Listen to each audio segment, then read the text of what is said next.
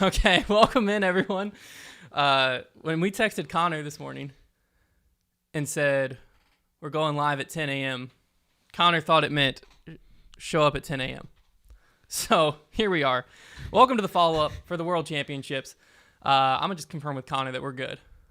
I don't hear anything, but it looks like there's audio coming through. Are you plugged into my laptop or into the board? Your laptop.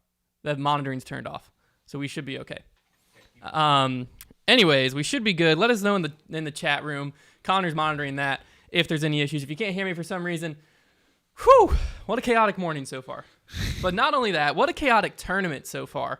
As we transition. Journalism.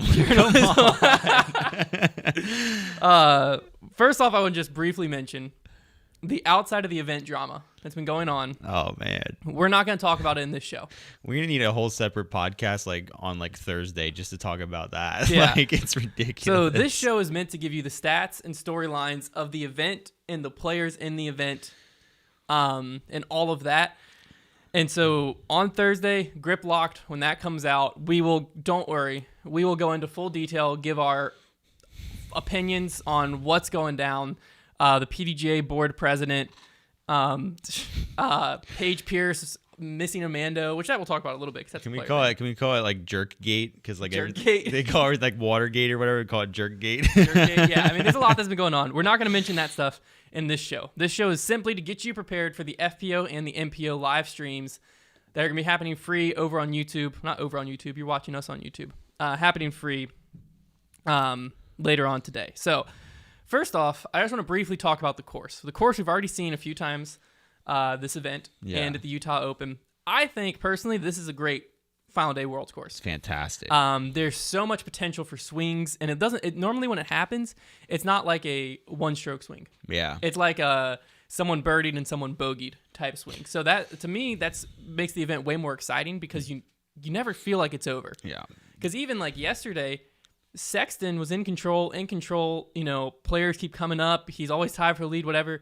And then he bogeys 18, whereas Heimberg birdies it. And next thing you know, Sexton's not on lead card. Yeah. Just like that. Back-to-back bogeys for that swing because then on 17, he obviously got into trouble. That finish coming down to the final. First of all, I will say with everything the PDGA has done not good with this tournament, what a great move to do those bleachers on 18. That when I saw that, I was like, that's great. Like that's such a golf thing to like do the bleachers on the final hole. And if somebody has a putt to win or something on 18 today, it's going to be electrifying. Yeah, I literally was thinking about that yesterday when I was like watching all live, I can think about. And I saw it on 18, like the bleachers. Yeah. I literally was getting chills. You got that spotter running helicopter routes around like, oh, it's great. Oh man, you could feel it through the screen. Yeah. Just like the electric energy it is of 18. Incredible. And to think like twice today, we're going to have an FPO player have a putt for a world title there and an MPO. And it looks like both of them are going to come down to the wire. It's sure looking that way. It's such a good, like you're saying, like the finishing stretch on this course is so good. And this is the type of disc golf course just in general that I love to watch because it's like, there's tight lines, but the lines are there and they're pretty fair for the most part. And like, it's just like, this is when I see the leaderboard right now and I look, for both MPO and FPO, and I just see that the best players are rising to the top and the separation is so narrow. That's when I know the course is good.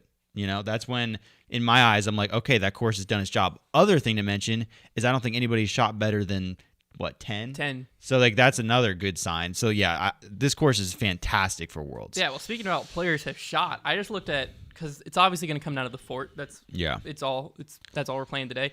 So I wanted to look at how players are performing there. McBeth, Heimberg, and Dickerson are all three 18 under across their 2 rounds. Yeah. Heimberg and Dickerson went 9-9. Paul went 8-10.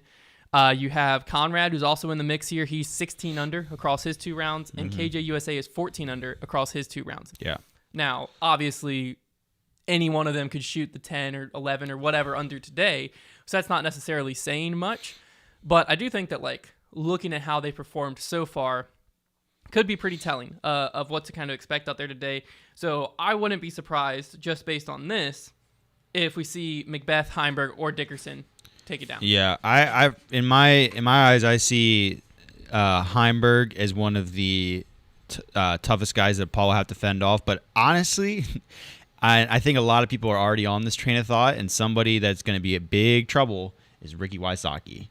He's not out of reach yet. He's only, he's 5 strokes off the lead. Yeah. If he comes out, the front 9 for Paul especially has been relatively cold. Yesterday, obviously, until he got the eagle on 9, which got his round really going, he hadn't done much. So if Ricky can close the gap early in the round, whereas Paul has been, in both his rounds, he's been even through 4.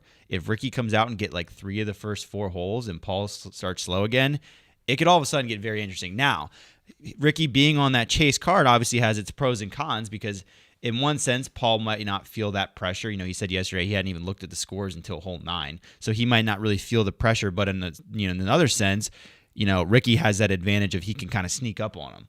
So that's definitely something to look out for. There, the fort, as we mentioned, there is just the capability for such high scoring rounds. There can be blow-ups on that course, and people's nerves are going to be, even Paul, literally the first thing he said in his interview after the round was, "I'm nervous." Which he looked frazzled, he legit looked nervous. I don't know, when they first, so right after he finishes on 18 and they go over to Terry to interview him, he looked like he wanted to kill someone.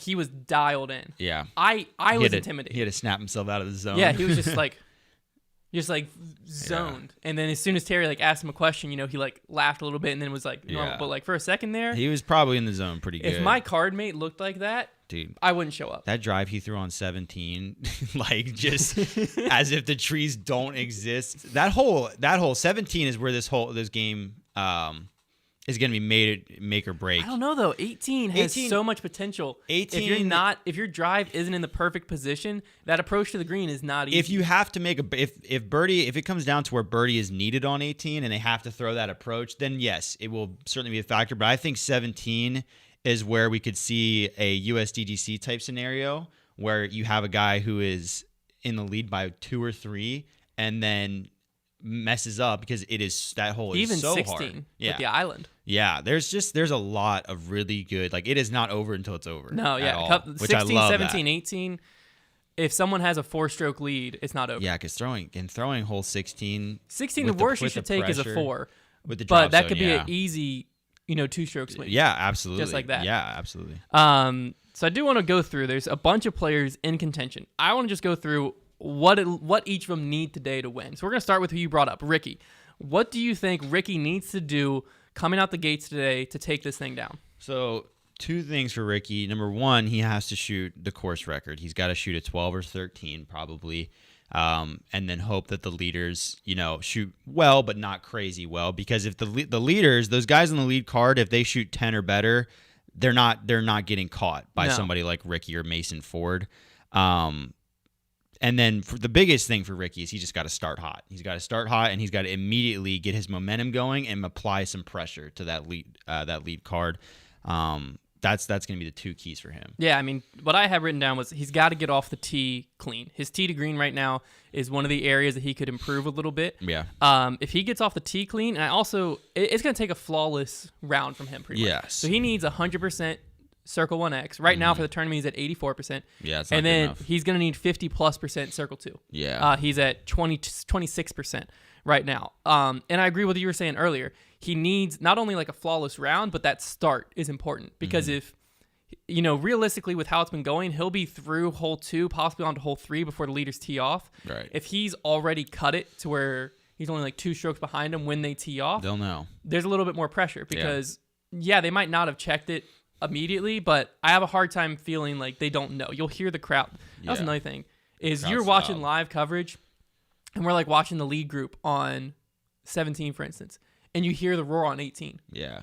And so on the live coverage, you could hear That's true. You gotta think of the roar factor when you're on that, if you're on the card ahead or behind and you're hearing roars from either way, you're what just happened? Is if Ricky starts hot, he might draw some of that crowd to him. Yeah. And then if you're on the lead card and you're going down for a putt and you hear a roar because Ricky just hit a 60-footer, factors like that are going to start playing in, but it's all crucial for Ricky to get off the tee clean and get started early. Yeah. Because if he's not, like you're saying, if he's not on pace for at least a 12 down, it's going to be hard to swing that comeback. Yeah, because at that point, you're just going to need too many guys to not play well. Because whenever you're talking about, it's one thing if you're trying to catch like one or two guys and you just need them both to play average, but there's 4 guys on that lead card, 3 at 30 under and then Paul at 31. One of those 4, because you got guys that are too consistent, like Heimberg, like James Conrad is probably not going to blow up. Yeah. To where you can't hope for them all to mess up. You've got to play as if I've got to beat every single one of those 4 guys today, and I got to beat them by quite a few strokes. Yeah. Now let's look at the flip side of that coin.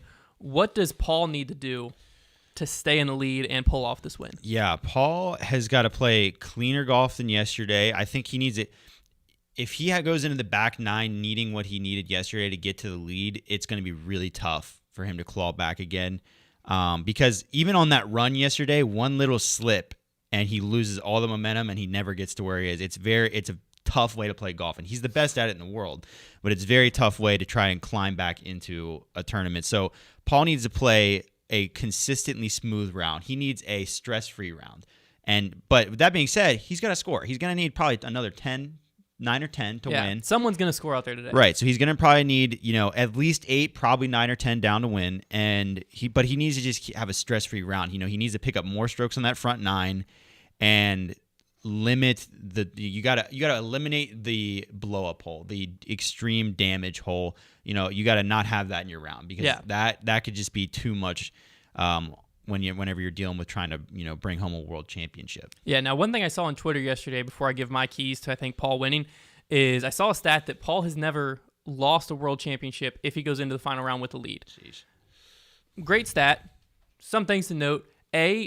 I feel like in the past he's only had 1, maybe 2 people chasing him down. This tournament he has 5. Yeah, the whole field is like on his heels right now. One of those final rounds of the lead was 2015, where he was up like 9. Yeah. So you got to factor in some of that. It's still an impressive stat and something that you shouldn't overlook. But this is a different Worlds. Mm-hmm. This year, there's something unique in the air at Worlds right now. You feel like everybody has a shot. The top, you could almost say 10 players right now realistically have somewhat of a shot at it. Yeah. I think Ricky up, which is 6 players from Ricky up, 6 or 7.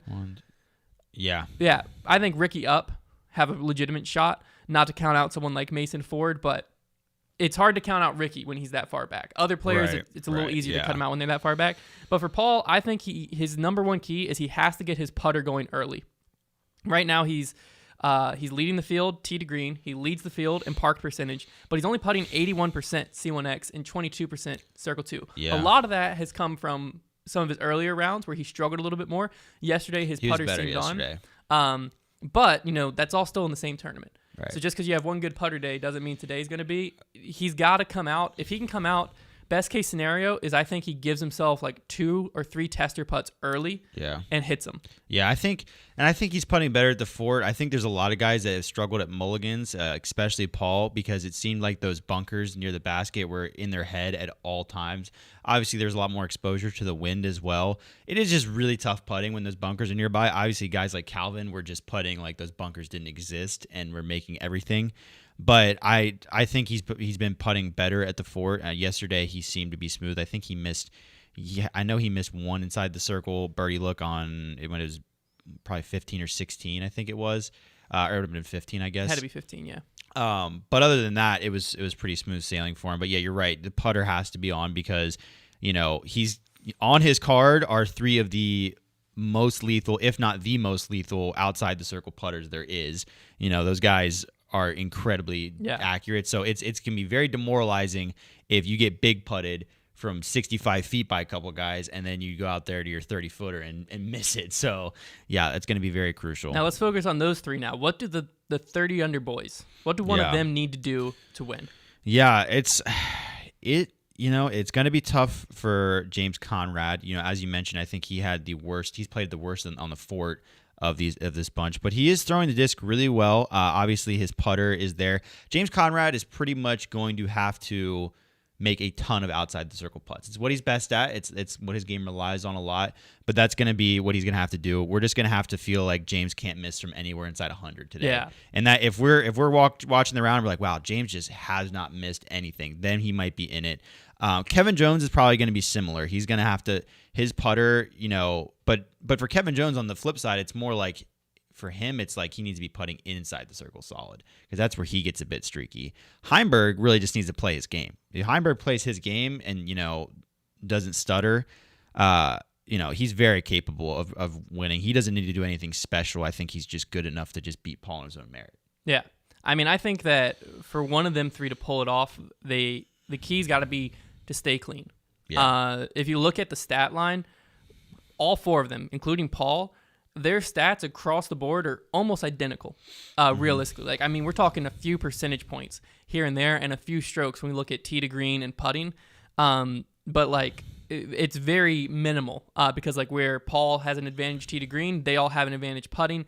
And that's why, they're only one stroke behind. But all of them are tied in OB strokes and 3 behind Paul in OB strokes. I believe it was 8-5.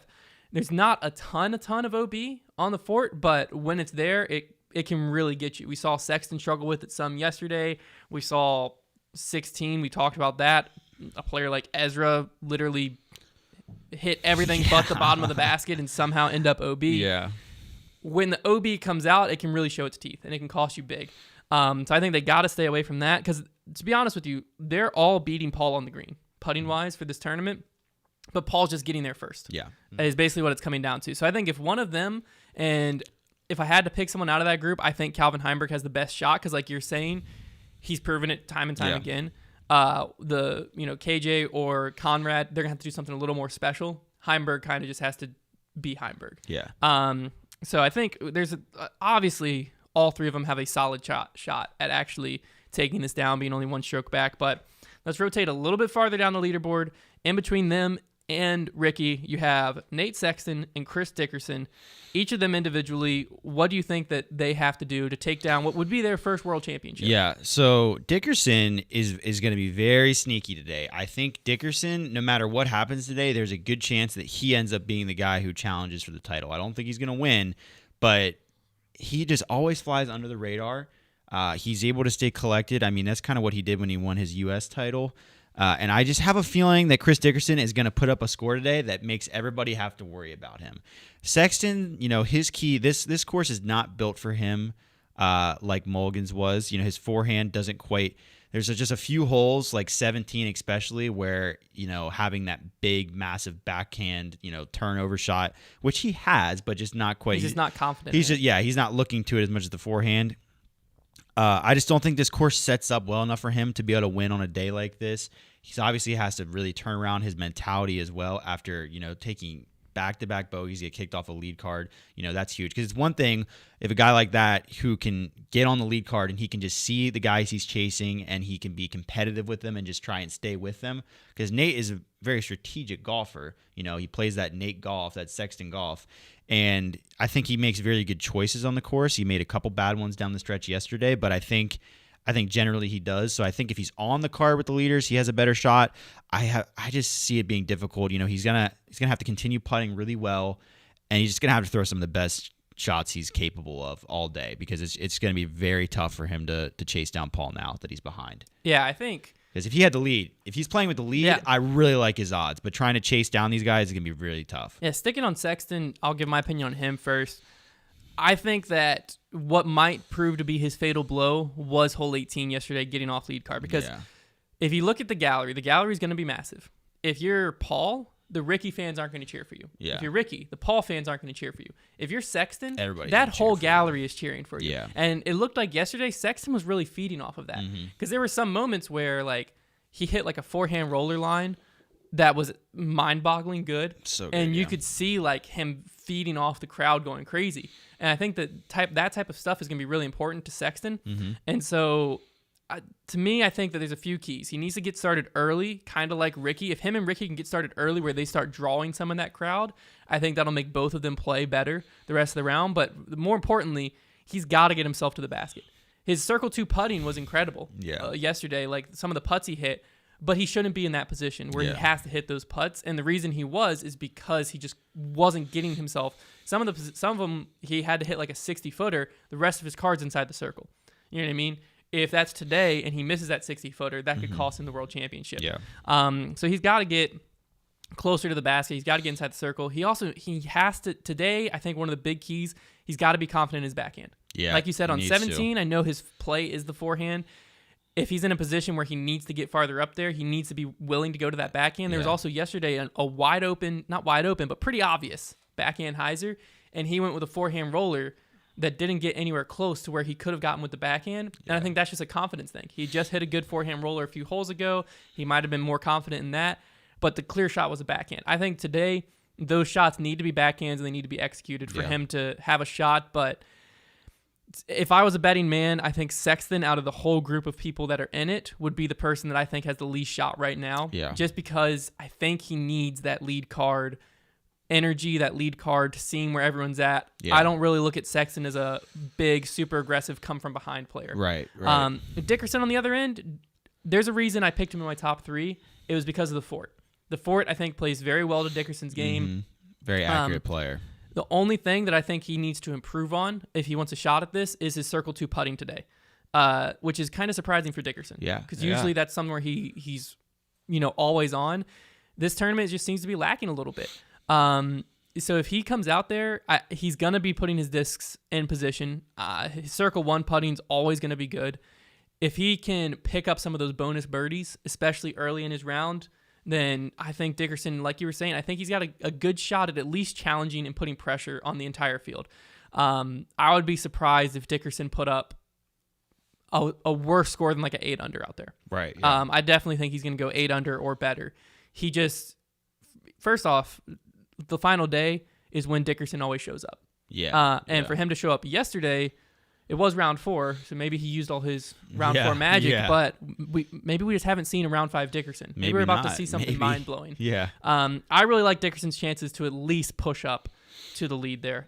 So that kind of covers everyone that I think has a shot at winning it. But before we get into our predictions for who we think is going to take it down, I just wanted to mention some notable players that ended up missing the cut. Yeah, a lot of guys struggled. Top 2 notable are y'all's 2 dark horse picks. Hey, I'm okay. Connors with Tanner Gerard and Trevor's with Mike Carmen. Nick Carl has officially won me Chick-fil-A. But not for me, so I'm okay with it. Yeah, I don't care. Now, if I was Connor, I would be fighting the system that you should split the Chick-fil-A with him. I'll let y'all duke that out because your first guy... How would you argue that? Your first guy dropped out, and you got to pick a second guy, and then your second guy beat We Connor. just double or nothing did. That was the agreement that was already made. We're not going to argue that right now. I'm not arguing it because I get Chick-fil-A either way. You'll have to pry it from my cold, dead body. All right, Connor. There you go. Connor said he can make that happen. That was a joke. Do not prosecute Connor. But if I disappear, you know where I am. It was all over Chick-fil-A. Connor did it. That number 3 12-count meal really just put him over the edge. But some notable players. Tim Barham, missed by 1 stroke. Chandler Fry, Bradley Williams, Zach Melton, Brian Earhart, and Trevor Harbolt are the ones that I saw. I think Oakley also missed it, didn't he? No, I think he made it. Did he come back and make rallied it? Yesterday. Oh, my. I mean, scroll down on your list and double check that for me. But I'm pretty sure I saw it. 79th. Yeah, unreal. He rallied yesterday to get in there and make that. Well, cut. no, it was a 53 in the 3rd round. That's what did it. Yeah. I just know. I saw the post yesterday congratulating him for rallying it back. Good for him, man. But yeah, I mean, none of those are top names where it's like jaw-droppingly good players, shocking, but they're all very solid players and players that I would put in the top 50 in the world right now. Yeah. And they happen to miss the cut. I think that kind of speaks partially to how tough this tournament is playing, and specifically the Fort is playing. Yeah. But let's look at predictions. Who do you think are going to end up in the top 3 here? And most importantly, who's going to take it down today? Yeah. Top 3 is really tough, but I'm going to end up going with 3rd place. I'm going to give to Chris Dickerson. 2nd place to Calvin Heimberg. Dang it.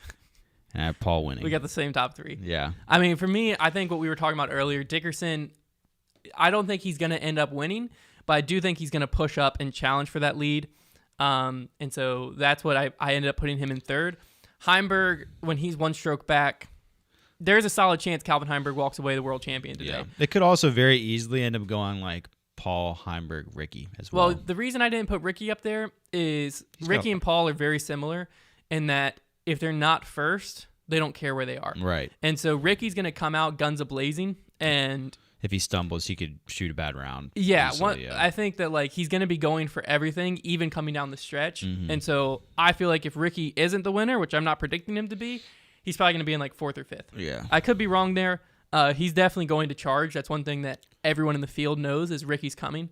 But I also think, and maybe it's just the fan in me, I think we're about to see Paul McBeth Six-time world champion. It feels like it feels like classic Paul. He just keeps coming back to win. That's what he does. Day. I feel like every Worlds this happens. In the first few rounds, you're like, man, Paul's really gonna have to do something special here. And he's does. back. He's pretty far back there. Even yesterday, through like the first 5 or 6 holes, I was like, oh no. I thought he was done. This is like what I was like. He needed to push. He's not pushing. Like it might be over. And then here he comes, just roaring up. And now he's in the lead. He's in the lead. I expected him to be. I was like, okay, he's on lead card. Like let's go. Yeah. That's all he needed. And then next thing you know, he's up by 1 stroke. Crazy. The question is, was it too early? No. Like, did he need to make that move today instead of yesterday? He's not a fun guy to chase down when he has That a is lead. true. If there was Not a anyone fun in the guy. field that I would put money on to hold a lead, it Paul. would be Paul. Yeah. And that part of that would be because if someone else has the lead in the final day of World Championship, Paul's chasing him down. It's just basically there's a chance this comes down to a Ricky versus Paul battle. I think Calvin's going to be in there too, and I just think that the Paul has a little bit too much of an edge over Ricky. Yeah. Biggest question is like what Calvin shows up today. We know he's going to be stone faced, stone cold, but is he the stone cold killer or is he the stone cold second place finisher? Yeah. We'll have to see. But that's what I think. Before we get into FPO, just a quick reminder that we will be doing a companion stream for the MPO live final round. The live round will be free here on YouTube. I believe it starts at 5:30 p.m. Eastern time. That is also when our companion stream is going to be starting. Basically, pull us up on your phone, the coverage up on your TV, pull us up in one tab, theirs in the other. We are going to be having a lot of like side bets, a bunch of different prizes, and more importantly, basically the side bets are going to work. We're going to have like poker chips. We're going to bet on like, I bet Paul birdies this hole, or I bet Ricky makes this putt, or whatever's going on. Whoever ends up with the most poker chips at the end gets the chair. The golden throne, if you will. We all really want this chair. So it's not just like, oh, they're getting an office chair, whoop-de-do. Like, we all really want this chair. And the loser, more importantly, has to take a dab of, what's the hot sauce? The last dab. The final dab. Yeah. The hottest hot sauce in the Hot One series. It should be a lot hotter than... Which basically means we really need Hunter to lose because he's the one that's going to give us a real good show. There's basically going to be 2 winners. The person who wins the chair and the person who comes in second. Yeah. And then someone's going to be a big loser. And then we also have a bunch of like side prizes to where, there'll be little side things going on top of the side bets that you might take home, like a tabletop drum set or who knows, little like Five Below items that they're out. Regardless, it's going to be electric. Thought it'd be fun, yeah. And if nothing else, we're going to be losing our mind. Because Paul is on the lead card and we're rooting so hard for him, you're going to see 3 grown men, actually 4, Gonzalez is coming. You're going to see us all losing our minds. Yeah. So I'm a crazy person watching Paul. You're going to want to have us pulled up next to it. I think it's going to make it. I mean, I've never been this excited for a live stream in my life. Honestly, one of the best ways to do the companion stream is just have us pulled up, and then after something crazy happens, just take a glance down and see what we're doing. You might see Trevor with his shirt off. You never know. On top of a table. There's no telling what's going down, but that all starts at 5:30 p.m. Eastern time on our main channel. So head over to our main channel if you're not subscribed there already. Be sure to subscribe and turn on the notification when we go live for that. But first thing that we got to figure out is who's going to be crowned the FPO World Champion. I can tell you it's going to be one of 2 people. Yeah, there's a 2-person race. I believe they expected. tee off in an hour and a half. But before we get into predictions, there is a potential. There could be a potential issue in that if you haven't seen it, yesterday's round, Mulligan's hole 10. There's a triple mando. Okay, Paige Pierce steps up and throws a turnover. It looks like a soul or buzz. Yeah. That part's irrelevant.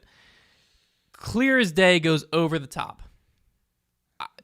Clear as day is in... Clear as day to the camera. Yeah, it was really, really close, but from us watching through the camera, which couldn't have been that much different from what Paige saw at the very least, it definitely went over. Like, the commentators had no question about it. After UDisc even had no question about it. Even UDisc had no question about it, but after it happened, Paige, after a second, just kind of she immediately goes like this. Yeah. And then turns around to the card and goes, did I make it? And they're all down in this tent. Lisa Fakis is walking up, and Lisa immediately goes, I really don't know. I don't know. But she kind of looked, I don't know. She kind of looked like... She looked frazzled. Frazzled by it. We couldn't hear what the rest of the card says. I really want to know what Kat was thinking. It results in Paige playing it like she didn't miss the mando. Right. Ends up taking a 3. So she gained a stroke from it. Right. Realistically. Right. She gains a stroke from it. So the whole issue, if Paige ends up winning by 2 or more, not a big deal. It is what it is. It Honestly, sucks. yeah. But if it comes down to where Paige only wins by a stroke, or they go into a playoff, then it's going to be a big story. I will say, it's a weird one because Paige is down 1. She has to very much earn her win today. But the whole scenario, and we'll probably talk about it more on the podcast, but the whole scenario is a little sketchy. I don't like the idea of you having a questionable call like that and turning around and immediately what happened to your card mates who didn't even have as good of a view as you. You're almost putting them on the spot. It's not even they're offering their assistance. You're just kind of did I make it or not? It's a very awkward spot. I just have a really hard time believing that Paige did not see they went over and wanted, and her asking her card mates was I'm going to ask them to see if they say they thought it was safe so that I can say I didn't know. Whereas if she would have turned around and said, I'm pretty sure that went over, ultimately, she could have just said, yeah, I missed the mando, and that would have been the end of that. Yeah, but if she turned around and was I think I missed it. Did anyone see it? The rest of the card might have still said, I don't know. But at least then, I don't want to by any means call Paige a cheater. I don't want to call her a cheater, but it just doesn't look good. It doesn't look good. I agree with that. It doesn't look good. She very easily, maybe the sun was in her eyes and the lens hood on the camera made it a lot clearer for us. There's a lot of scenarios we weren't there. Because Terry Miller also was directly opposite of her on the bottom end, and he immediately goes, I can't tell. Yeah. So maybe on the ground it wasn't as clear. The camera angle just made it clear. Yeah, it's a tough one. And we had slow-mo too, even real time that it looked good. It looked like it missed. The biggest thing was the shadow was pretty obvious on top of it. Yeah. But like I said, I don't want to by any means say anything about Paige because we don't know what she saw or didn't see. There's no way to know. I do wish the rest of her card would have been. It's not even their fault because they might have been watching just down in the tent. This is the first time I've seen this happen on the FPO card with Paige and Kat on it. And even, was Lisa in that card? Do you remember the one with the OB decision, where they're deciding where it went out? And someone just I didn't see it. I don't know. And Paige got that. That was Kat saying that. And then Paige got that awful putt look. I think it was her. I think Lisa was on Maple that card Hill. too. Yeah. Yeah, behind the tree. It's the same group of people. And it's happened because this Kat just before. turned around and goes, I didn't see it, I don't know, and didn't even offer assistance at that point. As a card mate, you've got to pay attention. And that's a rule. Yeah, you've got to be looking at the shot, and we don't know that they weren't necessarily. No, but it might have been their angle. You've got to, at the very least, you watch the shot happen, you have to give an opinion. You have to say either I think it went over or I think you made the mando. You can't just say I'm not sure just because you don't want to put your it sounded name like out there. everyone just kind of was I don't know. So then benefit went to the player. Yeah, you gotta help out there because regardless of what they saw or didn't see, because of how clear it was on camera, if it ends up affecting the results, people are gonna be outraged. It's gonna be bad. It's gonna be a bad look, and you can't blame the people at home because.